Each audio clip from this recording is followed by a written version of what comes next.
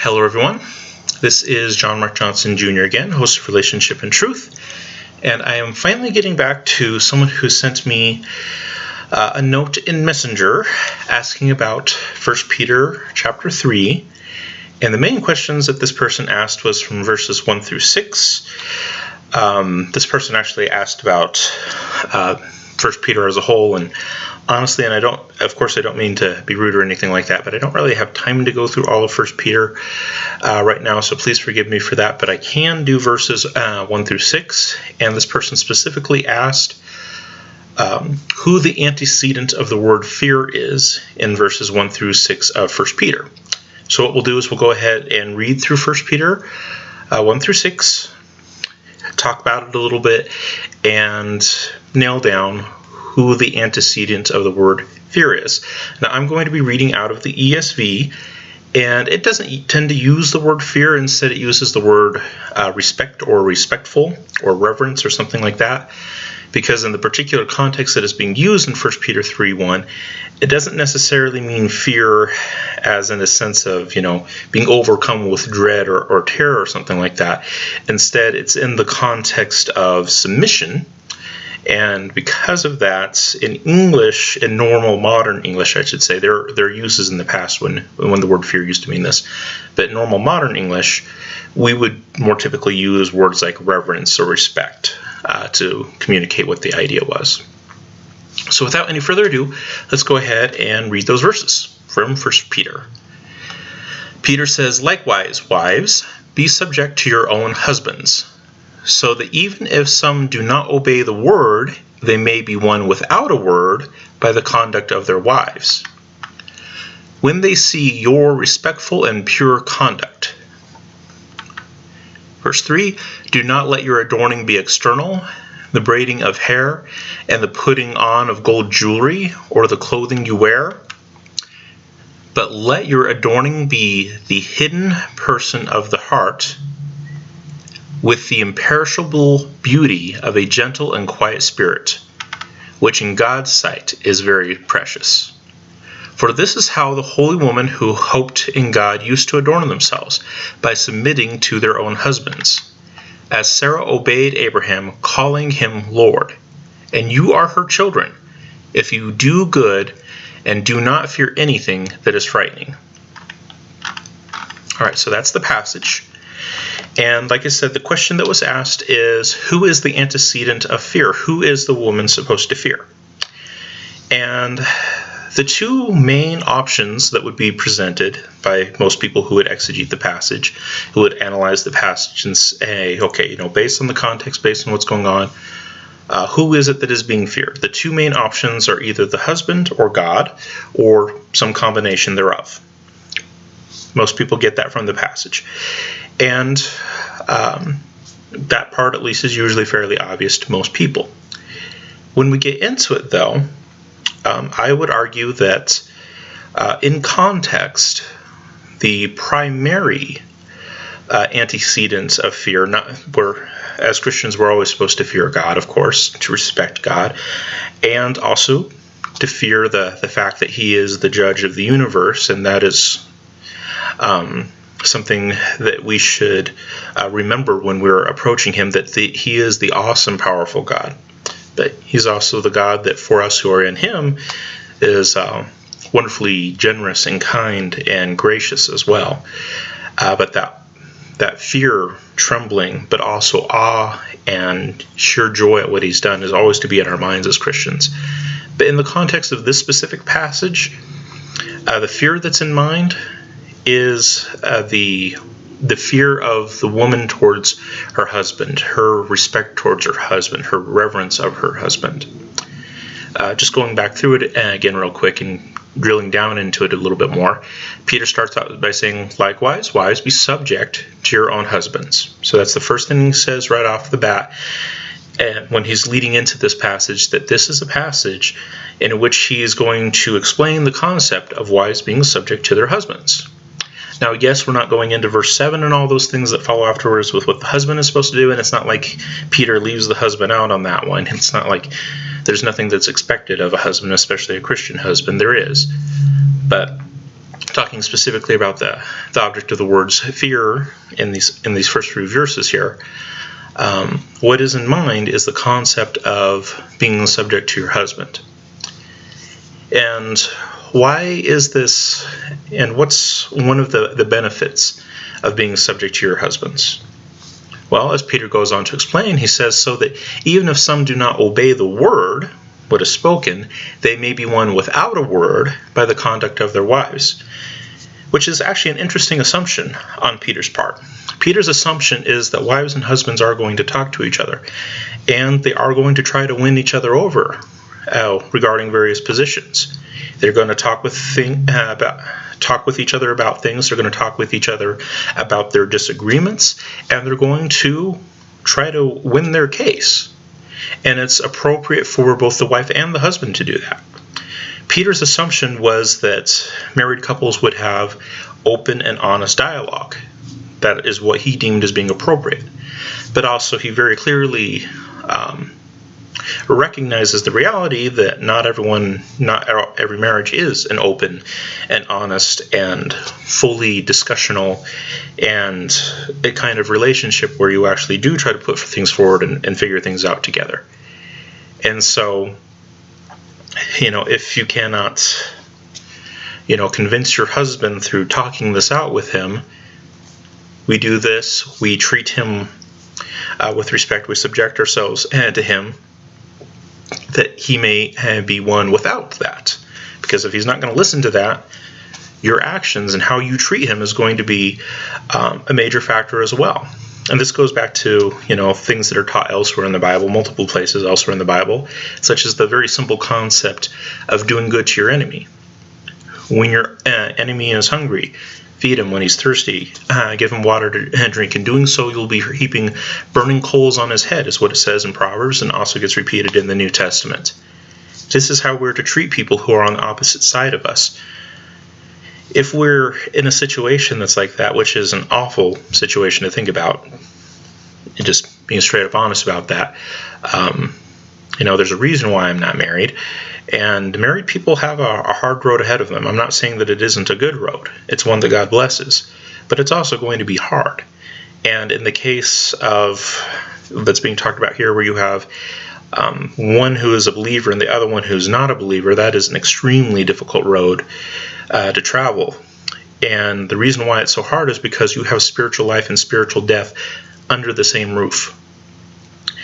And the way that spiritual life conquers spiritual death is not the same way that we would win a war in the natural. And the New Testament talks about this. We struggle not with flesh and blood, but with principalities and powers and these kinds of things.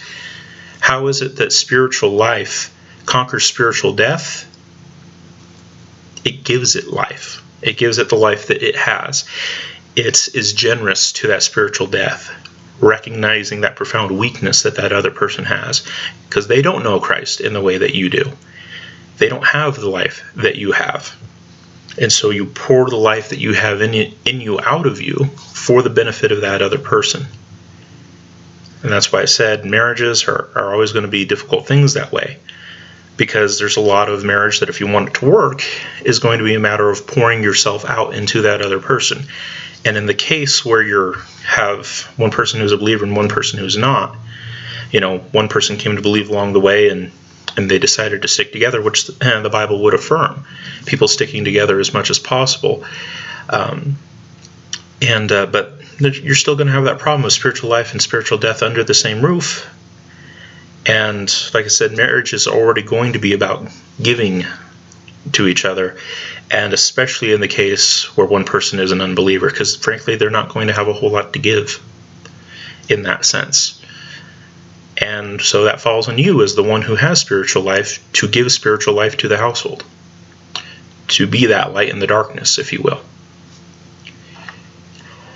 So when it's talking about this conduct of the wives, it's very obviously the conduct of the wives towards their husbands.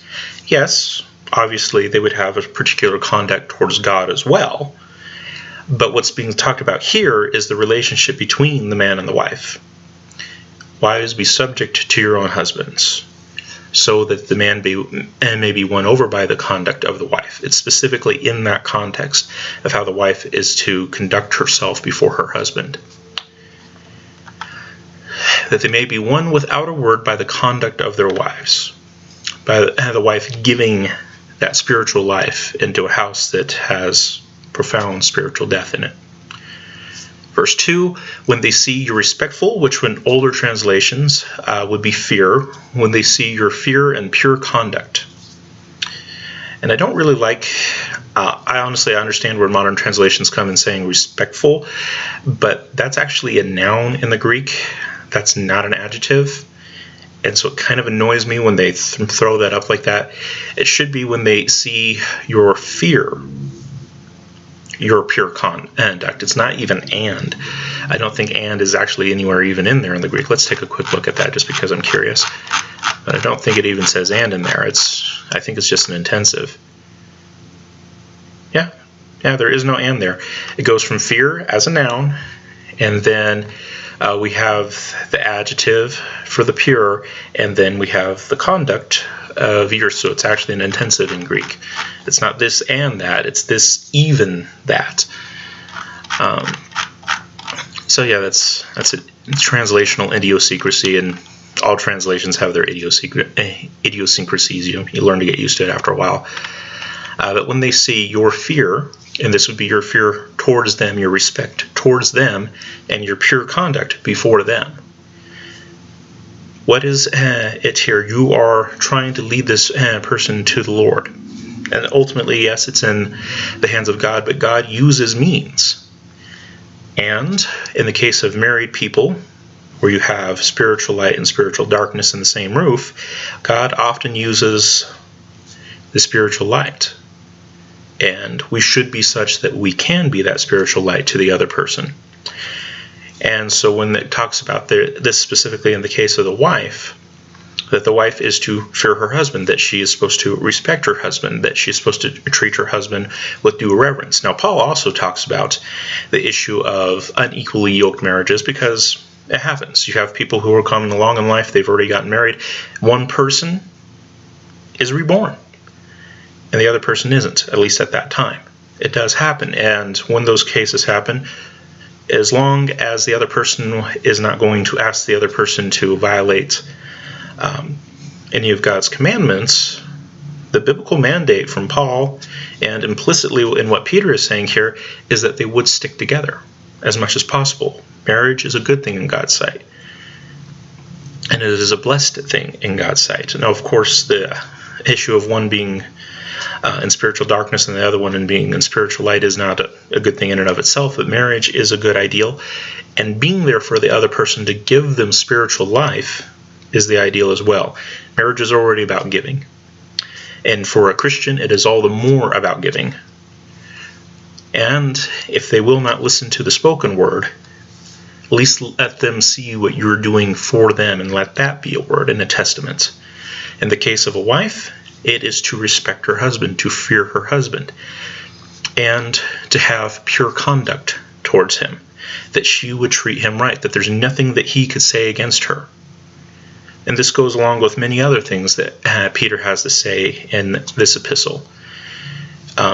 Take another case that's actually in the same chapter that's fairly famous in apologetic circles. Let me just go ahead and scroll down to it real quick here.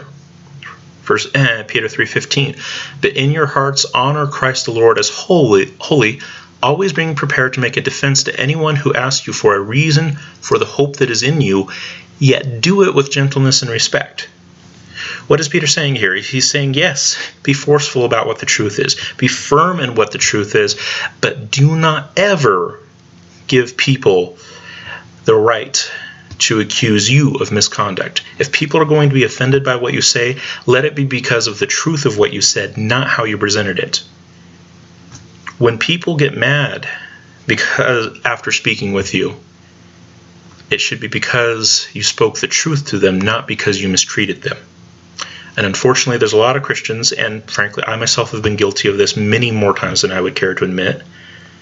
But we fall into that trap of thinking that, if people are offended, that's okay, because people are going to be offended by the truth, and We sometimes forget to stop and ask ourselves, is this person being offended at the truth, or are they be offended because I'm acting like a jerk? And frankly, that happens in married relationships too. We like being right, and we forget to treat the other person with due gentleness and respect.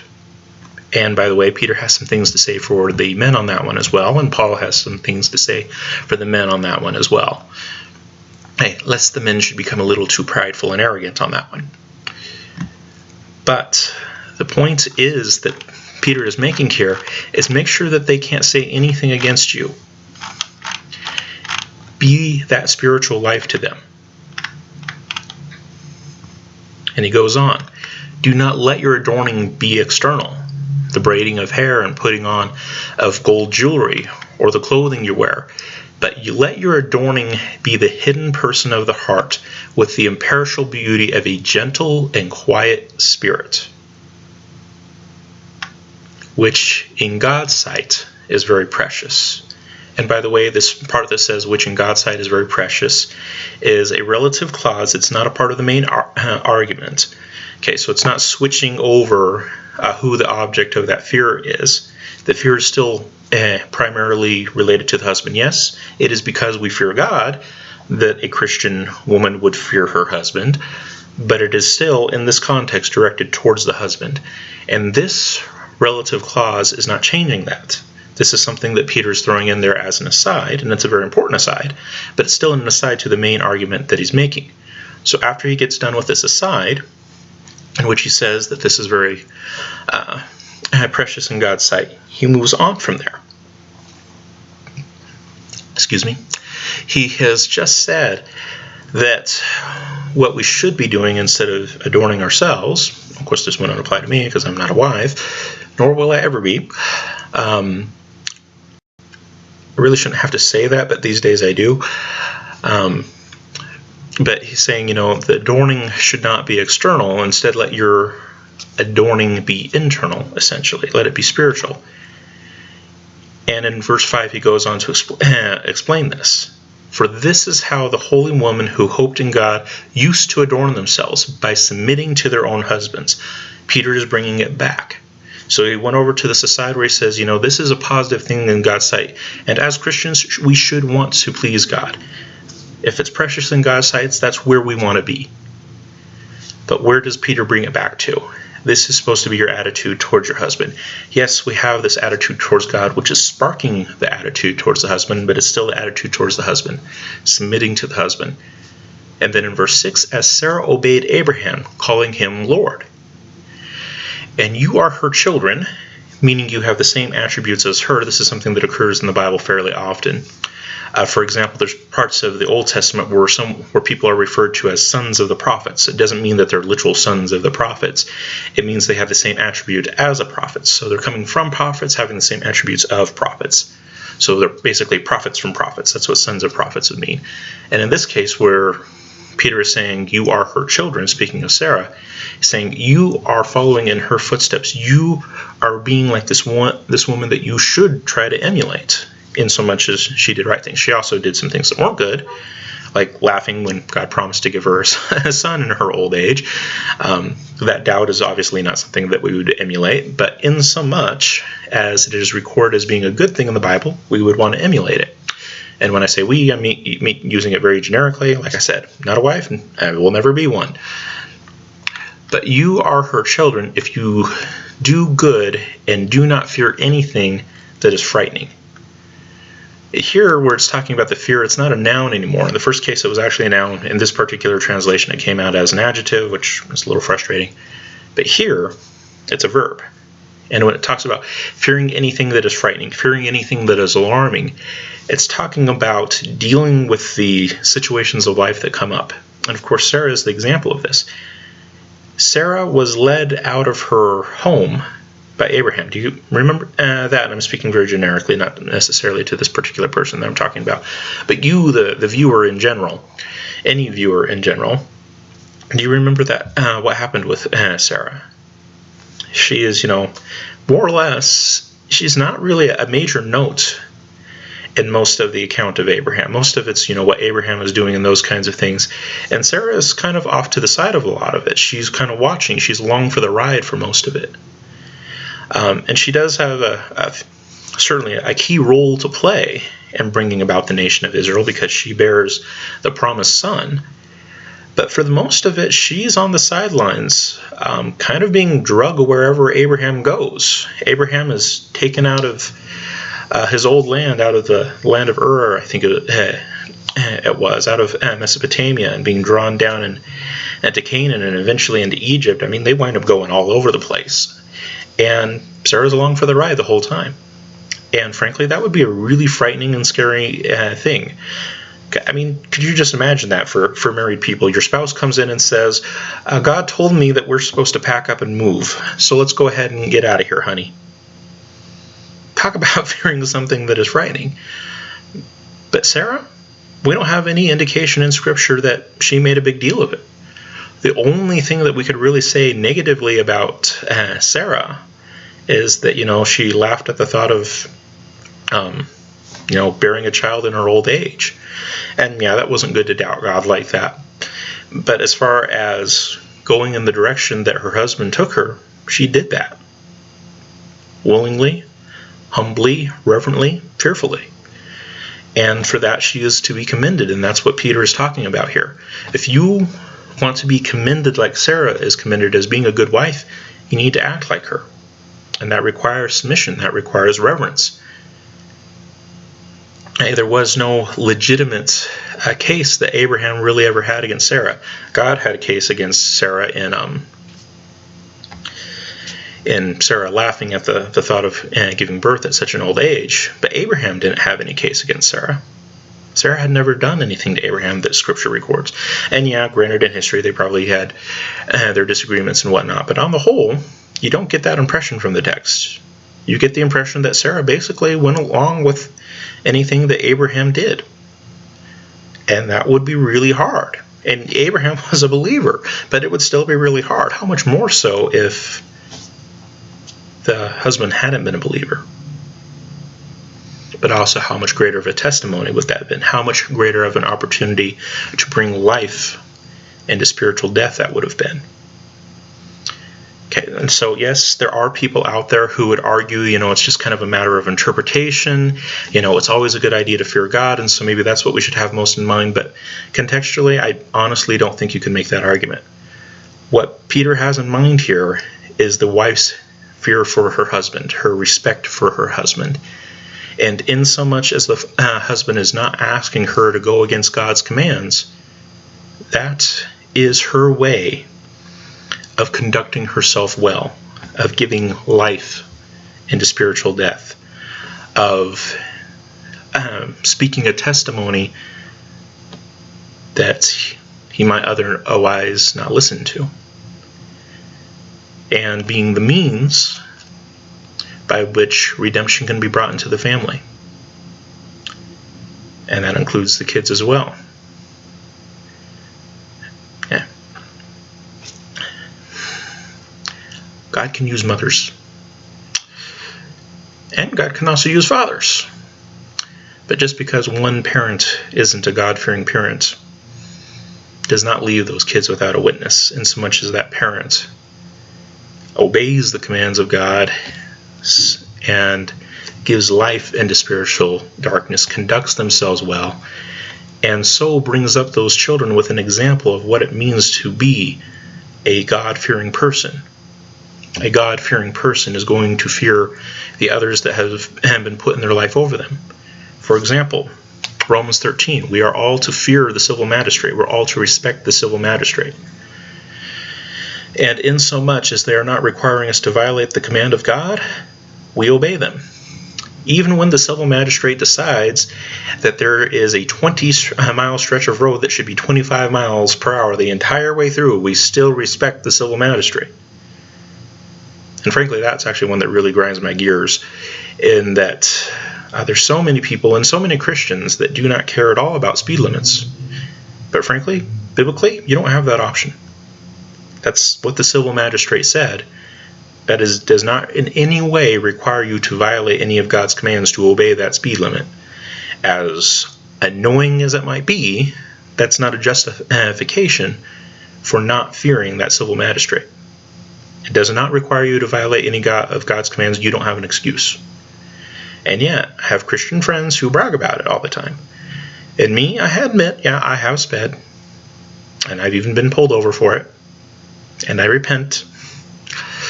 And I realize that it's wrong. And I'm not saying that I'm better than thou or anything like that. I'm just saying that our Christian witness to the world of bringing life into darkness is weakened when we do that. You know how embarrassing that is as a Christian to get pulled over and for that to come up in conversation with a police officer? Yeah, I'm a Christian. Oh, so you believe in obeying the civil magistrate, right? Well, I'm supposed to. Pretty pathetic. So yes, there is an element of this in which we fear God. But the primary object that Peter has in mind here in verses 1 through 6 is the husband. When it's talking about not fearing anything that's frightening, it's fearing anything that is frightening that the husband takes you on. Just like Sarah was kind of along for the ride when it came to Abraham. And when it talks about that they, the husbands, may see your fear, your pure conduct, it's talking about your respect towards them, your pure conduct towards them, that you never did them any wrong. And that in itself provides a testimony. Now, Peter is not at all saying that you shouldn't have a conversation, because that's what it starts out with. Even if some do not obey the word, referring to the spoken word, that they could be won by the word of conduct. Okay, you are supposed to talk. And in marriages, you are supposed to talk and discuss things. Fortunately, that doesn't always happen. And when it doesn't happen, you make sure that everything that they find offensive in you has nothing to do with how you treated them, but rather simply because you represented the truth. And that the way that you represented that truth was by feeding your spiritual enemy, by giving them water to drink, so on and so forth, by bringing life to spiritual death.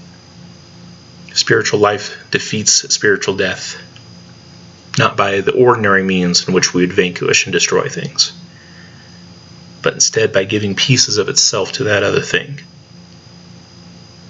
so that other thing may have what it has. Thank you, everyone, for your time and attention. For those of you who are in Christ, go with God and be blessed. And for those of you who are not, I pray that you would come to an understanding of the true Christ of history, the only genuine Savior of mankind. Amen.